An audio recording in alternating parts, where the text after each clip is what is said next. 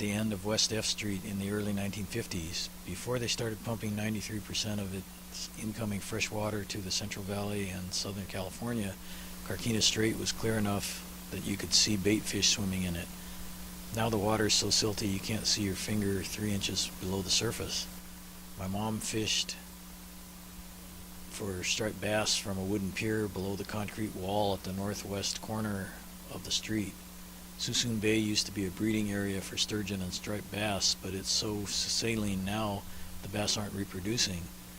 Recent surveys find 3 to 5 juvenile bass in 1,000, where a healthy index would be 500 to 600 juveniles per 1,000. The homes on Simple King Street below West 2nd and G Streets are built on fill dirt atop the mudflats where my mom fished. So are the homes in Rancho Benicia and Point Benicia. Air pollution from the oil refineries in Rodeo and Martinez and the C&H sugar plant in Crockett made it hard to breathe when we played touch football. Some people complain about EPA regulations, but they've increased our air quality greatly. One year the fishermen found a last haul of sardines and they ran the cannery for the last time. My mom took us down to watch the lines operate that night. My family was one of 6 Chinese families living in Benicia, which had a population of 7,000 people then. We rented a house from my Auntie May, who also lived on the property. The Tom and G families ran Chinese restaurants, the Kwans operated a grocery store, and the Hongs owned a laundry. My Uncle Paul worked at the Benicia Arsenal, and my father, David, worked at Mare Island Naval Shipyard in Vallejo. My parents spoke English and Cantonese in our home until I went to Benicia Primary School on East 3rd Street between J and K Streets. Kindergarten was held in a building in the park where the firehouse now stands.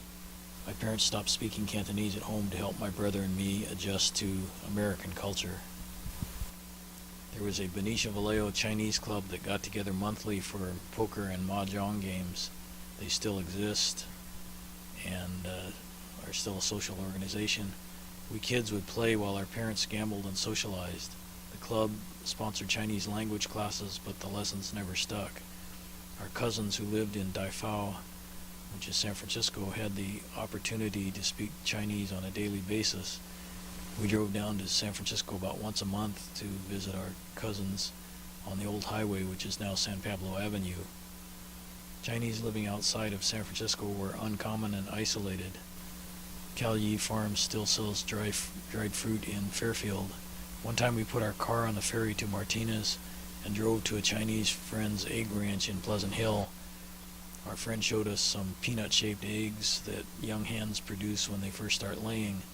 I remember him catching a fryer, running it through a plucking machine, and cooking it for our dinner.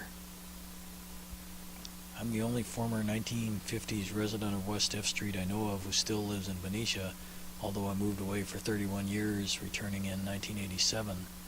Almost all the old folks have passed away. My mom Doris lives in the Simi Valley. My oldest cousin Barbara passed away in 2007. I still keep in touch with childhood friend Beth Nielsen, that's her maiden name, Cullum, who tells me Diane Williams, her maiden name, Applegate, another childhood playmate from West F Street, passed away last year too. Beth's brother Duane passed away more than a decade ago. Benicia has changed, but not that much since 1950. The 3 empty lots that stood at the corner of First Street and F Street are filled in. An exercise company occupies the former Benicia Vallejo bus building on the remaining corner. The old Bank of America building that stands opposite the state capitol houses a Mexican restaurant. The old Safeway building on First and H Streets houses a home improvement company. The 2 oldest privately operated businesses in town have closed since I moved back. Old Caballero's barbershop is now Change's hairstyling salon, and Otis Hines' shoe repair shop is a new business named Otis's.